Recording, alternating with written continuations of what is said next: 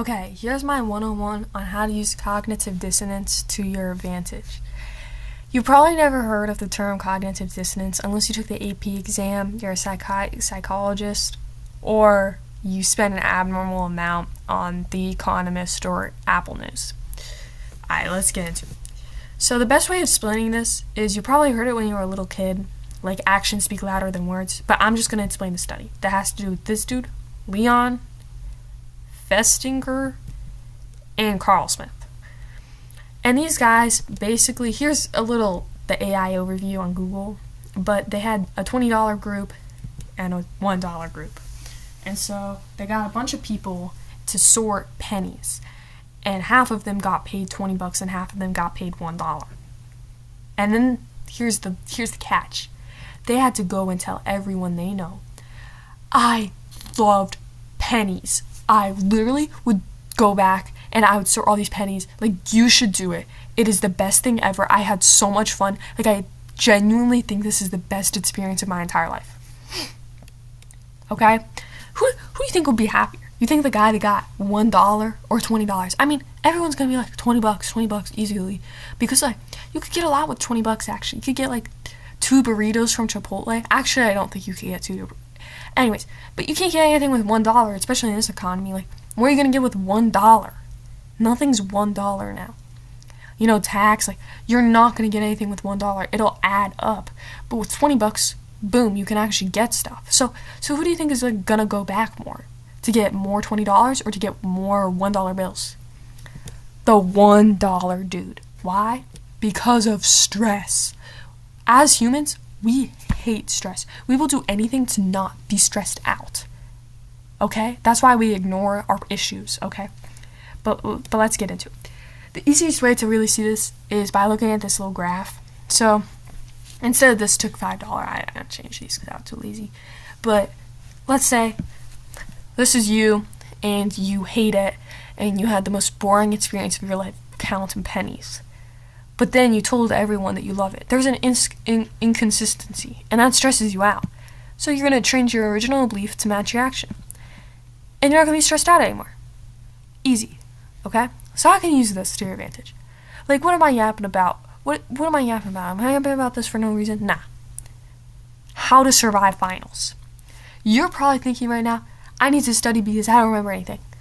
I have not looked at my new review math notebook that I need to do so I can actually pass my final because my grade is on that edge. I don't want to study because there's so many other things I'd rather do. You know those hobbies that you tell yourself you're going to do every single weekend, but you end up on TikTok?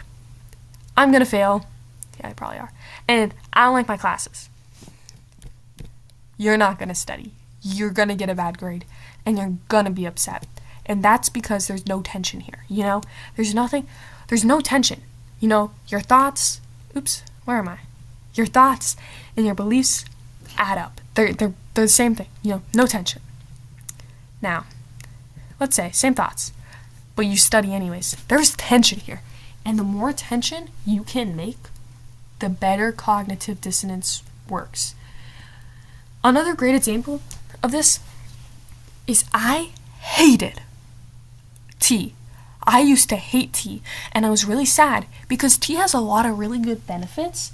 I mean, like, people use that as medicine back in the day, and I'm like, oh, look, yeah, I wish I liked tea. But I hated it. So I went to every single person I could see and find and told them how much I hated tea. Then I went to Starbucks, and I got that venti big gulp sized iced matcha tea, drank that thing down like it was literally like a Coke. Like it was straight up, I don't know, glacier water. Like that thing was genuinely the best thing you could ever find in your entire life. Like that was the last slice of bread I had for like the next 5 months. That's how I slurped that matcha down. But like, why would I do that? You know, why would I make so much tension? Because your thoughts are gonna change. See, the study thing, now I love matcha. But new thoughts. I like my classes. School is kind of fun. Why do I get down to my math homework sometimes? Low-key, this is interesting. And here's the thing. You only have to do this one time for it to work. Because all these YouTubers yap about how you need drive and motivation's not going to get you anywhere. Sure, yeah, you can't rely your life on motivation because you're not always going to have it. But with this cognitive dissonance trap, why do you low-key get down to your math homework sometimes? That's some motivation. If I sit down, I think this, that's why I wrote it down. Why do I get down to my math homework sometimes? I realize low-key math homework's fun. I'm more likely to do this. I'm more motivated to do my math homework. There are so many Saturdays where I do my math homework and no other homework but my math homework because I low-key get down to that stuff. Okay. Yeah, one time thing. Here's another thing. Don't mind that I forgot to change the title. So, most people think that running sucks. I'm a runner now. When I was younger, I hated that stuff. That crap sucked. The pacer, the mile, not doing that stuff.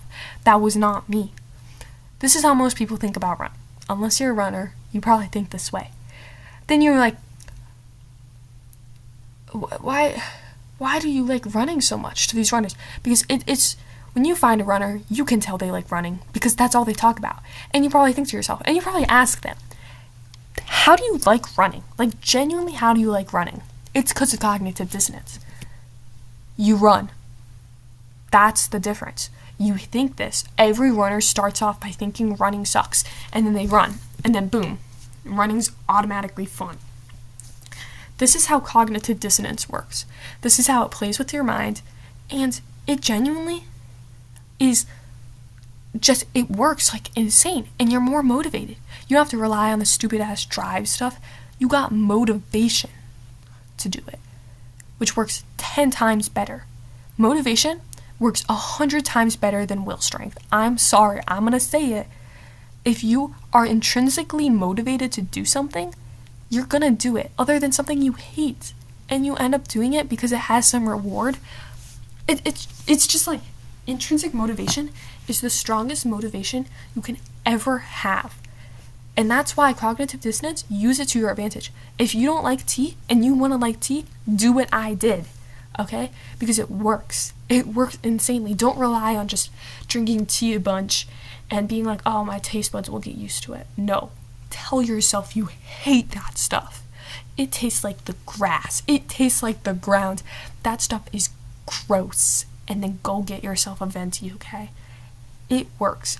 You can do it with any cylinder. You can like literally study. Let me go back to the front for this. You can use cognitive dissonance anywhere. And like, oh, this might be common sense to some of you guys, but like now that you know it, it's so much easier to apply it to your life.